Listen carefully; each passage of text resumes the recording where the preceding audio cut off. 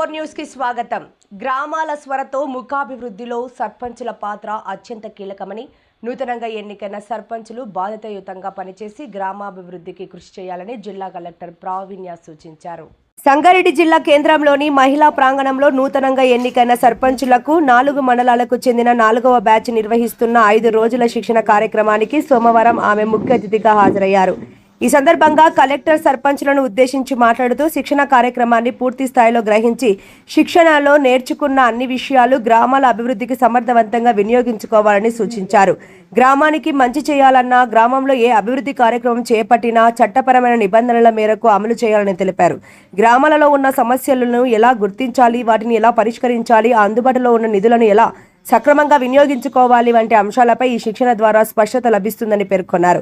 ఈ కార్యక్రమంలో డిఎల్పిఓలు, ఎంపీడీఓలు, master ట్రైనర్లు, DWO లలిత కుమారి, ఆయా గ్రామాల సర్పంచులు పాల్గొన్నారు. సొల్యూషన్ లేదు అనుకుంటేనే కొత్త బోర్ అనేది ఆలోచించండి. బట్ మనకి ఉన్న ఇన్ఫ్రాస్ట్రక్చర్ని ఇంకా మంచిగా చేసుకుంటూ మిషన్ భగీరథ లైన్స్ ఇంకా ఇంప్రూవ్ చేసుకుని మనము ముందుకెళ్ళాలి అని కోరుతున్నాను.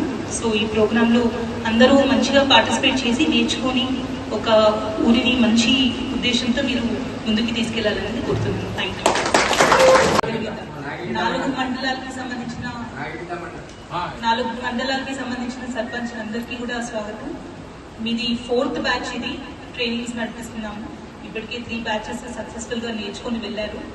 సో మాకు వచ్చిన ఫీడ్బ్యాక్ ఏమంటే చాలా మంది ఫస్ట్ టైం సర్పంచ్ ఉన్నట్టున్నారు. ఇక్కడ ఎంతమంది ఇక్కడ ఒకసారి చేతెత్తండి. First time? Okay, very good.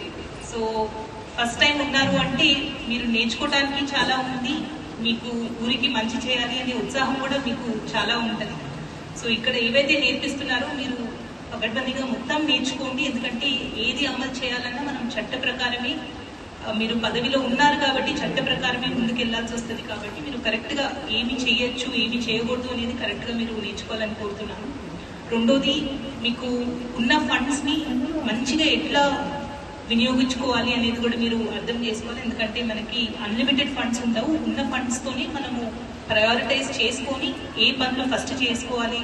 Different types of funds, ఇప్పుడు మనకి జీపీ ఫండ్స్ ఉంటాయి, నరేగా నుంచి ఈజీఎస్లో వచ్చే ఫండ్స్ ఉంటాయి, ఎస్బీఎం కింద ఉంటాయి, 15th ఫైనాన్స్ ఫండ్స్ ఉంటాయి. ఇట్లా ఒక్కొక్క ఫండ్ ఒక్కొక్క దానికి మనము ఉపయోగించుకోవడానికి ఉంటుంది. సో ఇవన్నీ మీరు కరెక్ట్గా అర్థం చేసుకుంటే ఊర్లో ఉన్న సమస్యల్ని ఎట్లా సాల్వ్ చేయాలి, ఎట్లాంటి ఫండ్స్ వాడి సాల్వ్ చేసుకోవచ్చు అనేది కూడా మీకు చాలా క్లారిటీ ఉంటుంది. సో మీరు మంచిగా నేర్చుకొని మీ ఊర్లో అందరికీ కూడా సేవలు అందియాలనేది కోరుతున్నాము. డెఫినెట్గా మా సైడ్ నుంచి కూడా మీకు కావాల్సిన సహాయం మేము చేస్తూ ఉంటాము టైం టు టైం.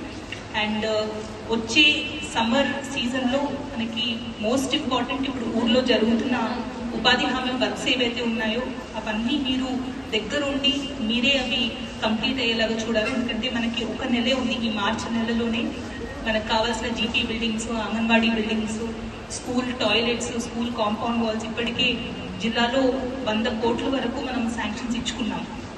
ఈ వర్క్స్ అన్నీ కూడా కంప్లీట్ అవ్వాలి అంటే మీరు ముందుండి సర్పంచ్లుగా మీ పంచాయత్ సెక్రటరీలు, ఆర్డబ్ల్యూఎస్ అండ్ పంచాయతీరాజ్ ఏఈస్తో కోఆర్డినేట్ చేసుకుని మీరు కంప్లీట్ చేపియాలి అనేది కోరుతున్నాము.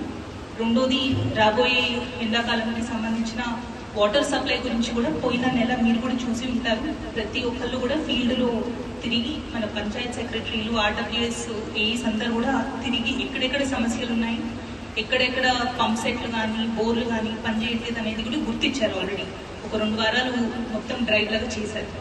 వాటిల్లో కొన్ని ఇప్పటికే రిపేర్స్ దాదాపు మొన్న రివ్యూ చేస్తే 50% రిపేర్లు ఆల్రెడీ కంప్లీట్ చేశాము అని చెప్పారు.